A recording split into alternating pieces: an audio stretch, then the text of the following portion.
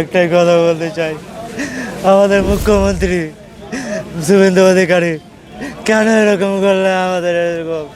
আমরা তো যেটা চাইনি কখনো। আমরা খুব গরিব, আমার বাপ মা এখানেই থাকতো, আমাদের জন্ম এখানে। এই নিচের একটা কোনা জায়গাতে আমাদের জন্য জায়গা হলো না। এত বড় জায়গার মধ্যে এক কোনাতে আমরা থাকছিলাম, তো এটাতে সরকারের কি প্রবলেম হলো? যেটুকু পিডব্লিউর মধ্যে ছিল সেটুকু ভেঙেছে, অবৈধ জায়গা খালি করে দিয়েছে, তাতে কোনো গণ্ডগোল হয়নি, কোনো বাড়াবাড়ি কথাবার্তা হয়নি। ভদ্রতা দেখেছি, তারাও ভদ্রতা বজায় রেখেছে।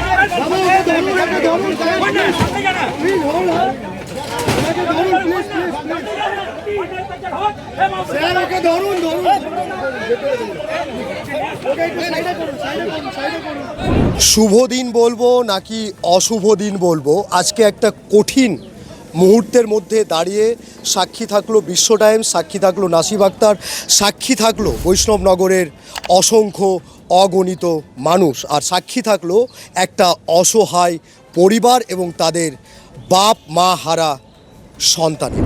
এলাকাবাসীর বা স্থানীয় অধিবাসীদের কোনো সমস্যা নেই, এনএইচ তাদের নিজস্ব জায়গা বাড়াবে, একদম ভালো কথা, সবাই এটাকে মেনে নিয়েছে, কেউ কোনো আপত্তি তুলছে না। যদিও যে পরিবারটা আজকে বুলডোজার চালিয়ে যাদের ঘর বাড়িকে ভাঙা হলো, তাদেরও কোনো আপত্তি নেই। আপত্তি একটা জায়গায় উঠছে যে তারা সহায় সম্বলহীন, মাতৃহারা পিতৃহারা। শুধু তাই নয়, এখানেই শেষ নয়, যে এই যে বাচ্চাগুলো যারা পড়াশোনা করছে, বৈষ্ণবনগর হাই স্কুলের ছাত্রছাত্রী, তাদের বইপত্র, খাতা, পেন সমস্ত কিছু কিন্তু অগোছালো হয়ে এই খোলা আকাশের নিচে এসে বসে কাঁদছে। একদিকে বুলডোজারের শব্দ আর একদিকে দুই চোখের জলের শব্দ। হয়তো ভালো হচ্ছে বা ভালো হবে, উন্নয়ন হবে, বিকাশ হবে, সমস্ত কিছু ঠিক আছে, কিন্তু এই যে অসহায় সহায় সম্বলহীন পরিবারটা আজকে রাস্তায় খোলা আকাশের নিচে দাঁড়িয়ে গেল, একটা বড় প্রশ্ন রাখছে শুধু সরকারের কাছেই নয়, আপামর জনগণের কাছে, যে এদের কি হবে। তারাও প্রশ্ন করেছে যে মুখ্যমন্ত্রী শুভেন্দু অধিকারী বাবু, আমাদেরকে পুনর্বাসন করে দেওয়া হোক, আমাদের কোনো জায়গা নেই, থাকার কোনো স্থান নেই এই খোলা আকাশ ছাড়া, আমাদের বইপত্র নিয়ে বিছানাপত্র নিয়ে আমরা থাকবো কোথায়? কেউ নেই, আমাদের দুই কুল ভেসে গেল। একটাই আর্জি জানিয়েছে জেলা প্রশাসনকে, এনএইচ প্রশাসনকে এবং সর্বোপরি এই রাজ্যের অভিভাবক মুখ্যমন্ত্রী শুভেন্দু অধিকারী মহাশয়কে।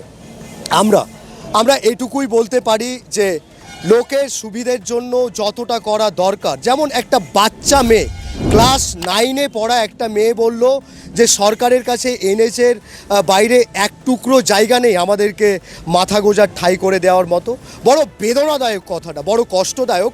এখানে যারাই ছিলেন, যতজন অফিসিয়াল ছিলেন, তাদের প্রত্যেকের বুক কেঁপেছে, প্রত্যেকের হৃদয় কেঁপেছে, সাধারণ মানুষের চোখ দিয়ে জল এসছে, ইভেন আমারও চোখ দিয়ে জল আসছে, যে এই পরিবারটা বিশেষ করে যাদের কিছু নেই এই পৃথিবীতে, মাতৃহারা পিতৃহারা আর আজকে বাস্তুহারা হলো।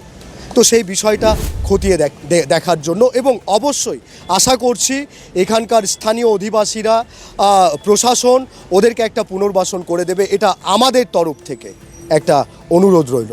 ধন্যবাদ। আমাদের সেই কাজ করলো, আমরা কোথায় যাবো? অসহায় পরিবার। আমরা এখানে প্রায় 50 বছর থেকে আছি, 40-50 বছর থেকে। কতজন মিলে?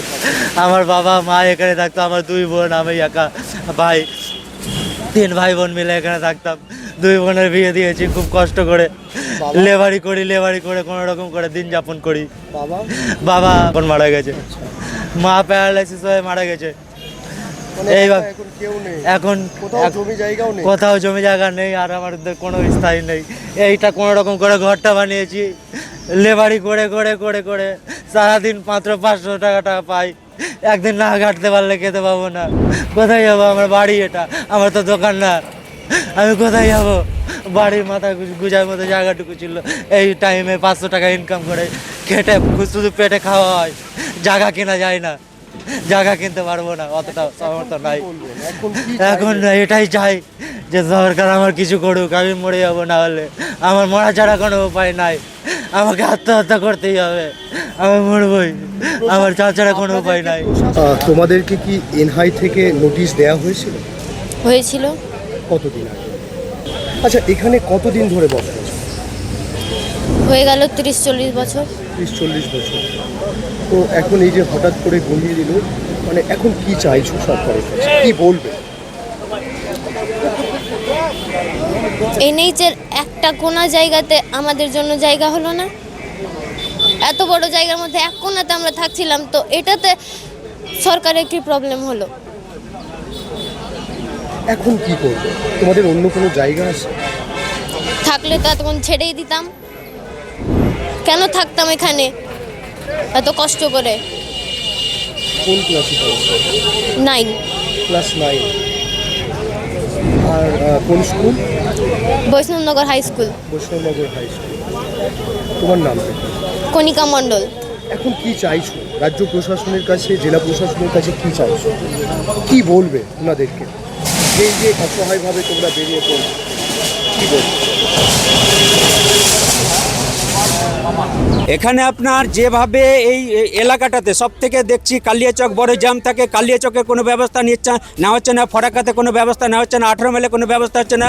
সব থেকে নতুন 16 মাইলের স্ট্যান্ডে সব থেকে বড় এই সরকার, যে কোনো সরকার এখানে ভাঙচুর চালায়। এখানে একটা ফ্যামিলি দীর্ঘ 40 বছর ধরে বসবাস করছে, তার 3টা বাচ্চা কাচ্চা, মাধ্যমিকে ভালো রেজাল্ট করেছে, কোনো জায়গা জমি নেই, মানুষজনগুলোকে ভালো করে সুযোগ সুবিধা দেওয়া হচ্ছে না, অথচ তাদের উপরে অন্যায্যভাবে তাদের বাড়িঘরকে ভেঙে দেওয়া হচ্ছে, এটা অন্যায্যভাবে ভেঙে দেওয়া হচ্ছে, তাদের পুনর্বাসনের কোনো ব্যবস্থা করা হচ্ছে না।